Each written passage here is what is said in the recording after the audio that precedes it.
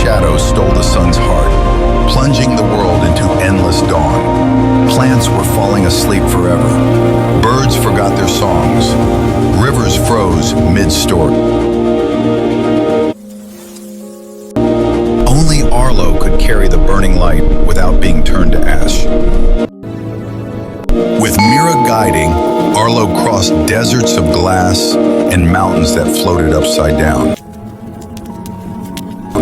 At the end of the world, the shadows made him choose: save himself or burn. Arlo stepped forward, fur blazing like gold fire, yet he did not scream. Kindness is nothing.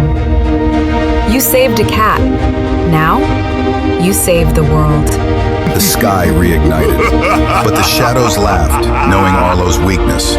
He would risk all for others.